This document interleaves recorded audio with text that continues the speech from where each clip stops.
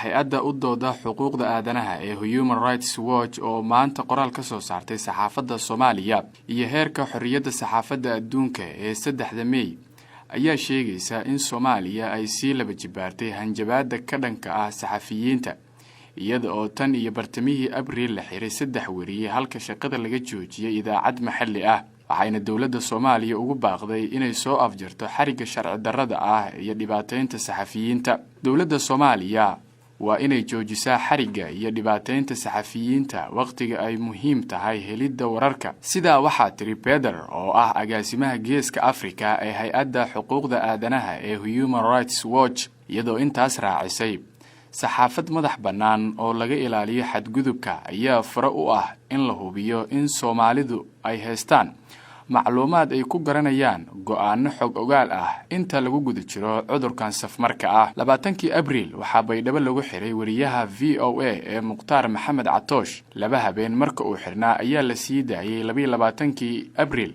qoraal maxkamad ka soo baxay ayaa lagu sheegay in lagu haysto inuu baahiyay warar been abuur ah, ka badbadin ah iyo inuu digniin been ah siiyay maamulka. Mukhtaar waxa uu sheegay Human Rights Watch in wax laga weydiiyay warar ku saabsan war uu VOA ka baahiyay 19 Abriil oo la xiriiray gabdho 3 ahaa oo lagu kufsaday inta u dhaxaysa Muqdisho iyo Baydhabo, taas oo keentay in mid ka mid ah ay dhaawacii soo gaaray dartii u geeriyootay. 14 Abriil booliiska degmada Hodan ayaa amar xarig ah waxa ay xabsiga ku dhigeen tafaftiraha guud ahna agaasimo ku-xigeenka warbaahinta Goobjoog Media Group Cabdicasiis Axmed Gurbiye.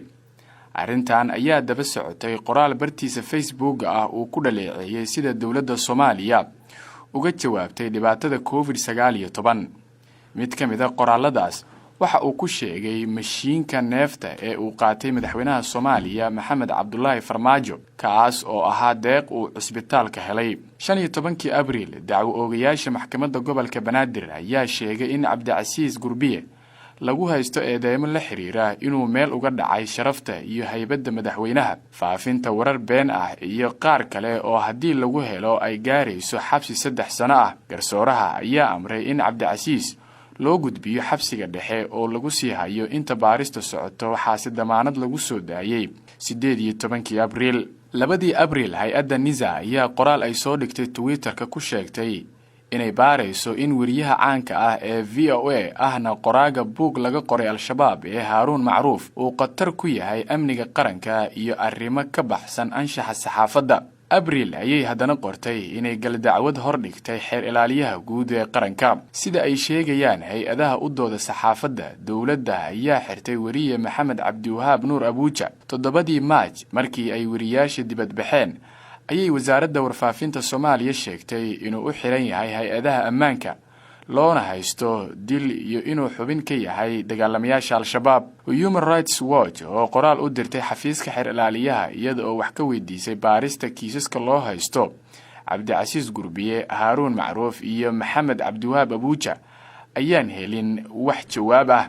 24 Abriil booliiska ayaa waqti yar xiray Farxaan Maxamed Xuseen oo ka tirsan Radio Kulmiye, isaga oo duubayay dibadbax looga soo horjeeday booliiska oo dilay 2 ruux xilliga bandowga. Farxaan Xuseen waxaa la qabtay isaga oo la kulmay dibadbaxa, waxaa la geeyay saldhigga Boondheere, waxaana laga tirtiray sawiradii iyo codadkii uu duubay, waana la sii daayay. 20 Abriil magaalo xeebeedka Baraawe gudoomiyaha degmada Cumar Sheekh Cabdi ayaa amar ku bixiyay in laga joojiyo idaacadda Baraawe inay baahiyaan lahjadda Barwaaniga. xeerka ciqaabta Soomaaliya oo waqtigiisu dhacay waxaa la hirgeliyay 1964, waxaana ku jira dambiyo maag ku jiro oo tiro badan oo ay ka mid yihiin sumcad dilid, ku xadgudubka karaamada iyo sharafta madaxweynaha, caayda sarkaal dawladeed ama hay-ad, iyo quursi ka dhan ah qaranka, gobolka ama calanka. dhammaan waxaas lama jaan qaadi karaan xeerka dalka, gobolka iyo dunida ee xuquuqda aadanaha. booliiska ayaa sidoo kale xiray 3 maalin May 2019 wariye Cali Aadan Muumin oo ka tirsan Goobjoog, isaga oo lagu eedeeyay inuu caayay sarkaal dawladeed.